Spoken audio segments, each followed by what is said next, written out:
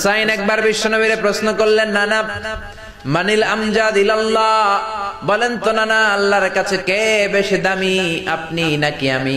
বিশ্বনবী বললেন, হুসাইন আনাল আমজাদ, আমি বেশি দামি।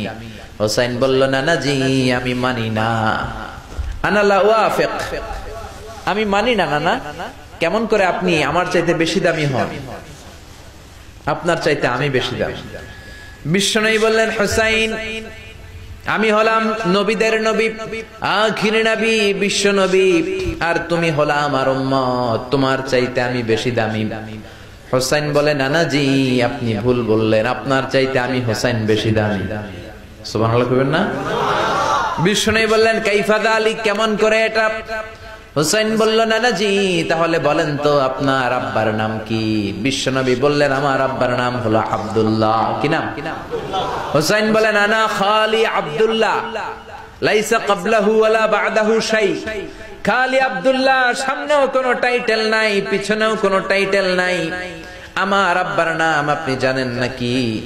আমার আব্বা হলো শেরে খোদা, দুনিয়ার সব কাফির মুশরিকদের জন্য আল্লাহ আমার আব্বারে বাগ বানিয়ে পাঠিয়েছে। আমার আব্বা সাধারণ কোন মানুষ নয়, বিশ্বনবীর মেয়ের জামাই। আল্লাহু আকবার। আপনার আব্বা আব্দুল্লাহ কি কোন নবীর মেয়ের জামাই নাকি? বলেন। আমার আব্বার নাম হলো আলী কাররামাল্লাহু ওয়াজহা। বিশ্বনবী বললেন, তাই তো, আসলে তো তোমার আব্বা বেশি দামি। আবার হুসাইন প্রশ্ন করলেন, নানা বলেন তো আপনার আম্মার নাম কি? কি নাম বিশ্বনবীর মায়ের? তোরা দেখে যা আমিনা মায়ের কোলে, মধু পূর্ণিমারি সেথা চাঁদ দোলে, যেন উষার কোলে রাঙা রবি দোলে। তোরা দেখে যা আমিনা মায়ের কোলে, কুল মখলুকে আজি ধ্বনি ওঠে কে এলোই, কালিমা শাহাদাতের বাণী ঠোঁটে কে এলোই, পড়ে দুরুদ ফেরেশতা বেহেশতের দুয়ার খোলে। তোরা দেখে যা আমিনা মায়ের কোলে। আল্লাহু আকবার।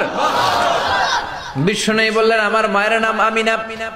হুসাইন বলল, নানা জি আপনার মায়ের নাম যদি আমিনা হয়, জেনে রাখেন আমার মায়ের নাম হলো ফাতিমা, সাইয়্যিদাতুন নিসাই আহলিল জান্নাহ।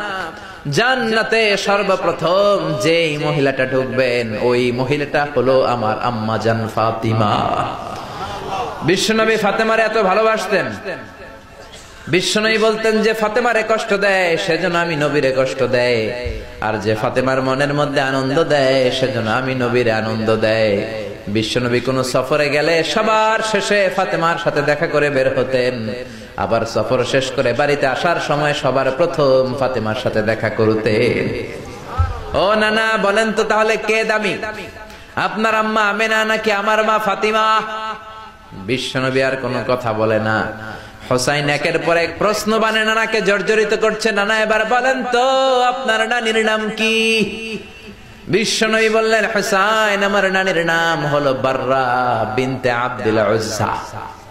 হুসাইন বলে, নানা আপনার নানি বাররা রে কেউ চিনে না। চিনেন আপনারা? অনেকে জানেই না। ওই যে কয় নসিনি, আরা নসিনি দে, আমরা চিনি না বাররা বিনতে আব্দুল উজ্জা। হুসাইন বলে, নানা আপনার নানিরে তো কেউ চিনে না, বাররা নামটা কারো মুখস্থ নাই। আমার নানির নাম আপনি জানেন নাকি? আমার নানির নাম হলো খাদিজাতুল কুবরা আত-তাহেরা। একটা মহিলাকে আরশের উপর থেকে আল্লাহ সালাম জানিয়েছেন, ওই মহিলাটাই আমার নানি খাদিজা। বিশ্বনবী খাদিজার এত ভালোবাসতেন, বিশ্বনবী বলতেন, আল্লাহ কিয়ামতের দিন যখন কেউ কাউরে চিনবে না, ওই কঠিন দিনে আমি যেন আমার প্রাণের খাদিজারে ভুলে না যাই। খাদিজা ইন্তেকালের পরে বিশ্বনবী নিজ হাতে দাফন কাফন করলেন, কবরের সামনে দাঁড়িয়ে দোয়া করলেন। দোয়ার পরে সব সাহাবীরা ঘরে ফিরে যায়। আবু বকর বললেন, নবী চলেন ঘরে ফিরে যাই, দাফন শেষ, কাফন শেষ, দোয়াও শেষ। বিশ্বনবী বললেন, না আবু বকর আমি যাব না, তুমি যাও, আমি কবরের সামনে দাঁড়িয়ে থাকবো। যেই মহিলাটাকে এই কবরের মধ্যে আমি শোয়ালাম রে আবু বকর, এই মহিলাটা সাধারণ কোন মহিলা নয়, আমার বিপদের দিনের সঙ্গিনী খাদিজা। মক্কায় এই মহিলাটাই আমার হাতে প্রথমে কালিমা পড়ে ইসলাম ধর্ম গ্রহণ করেছে। মক্কায় কেউ যখন আমারে সাহায্য করে নাই তখন আমার খাদিজা আমারে ভুলে নাই। কেউ যখন আমারে শেল্টার দেয় নাই, সাহায্য করে নাই, খাদিজা আমারে সাহায্য করেছে। মক্কার লোকেরা 3 বছর শিয়াবে আবি তালেবে আমার জেলের মধ্যে রেখেছিল। আমার কলিজার টুকরা বিবি খাদিজা ওই জেলখানার ভিতরে আমার সাথে ছিল। আবু বকর, তোমার মনে চাই তুমি ঘরে ফিরে যাও, আমি এখানে দাঁড়িয়ে থাকবো। আমি দাঁড়িয়ে দাঁড়িয়ে খাদিজার কবরের 3টা প্রশ্নের জবাব আমি বিশ্বনবী নিজে দিয়ে তারপরে ঘরে ফিরে যাব রে আবু বকর। সাইয়েদনা জিবরাইল এসে বললেন, ইয়া রাসূলুল্লাহ, ইয়া হাবিবাল্লাহ, দাঁড়িয়ে থাকার দরকার নাই, আপনি ঘরে ফিরে যান।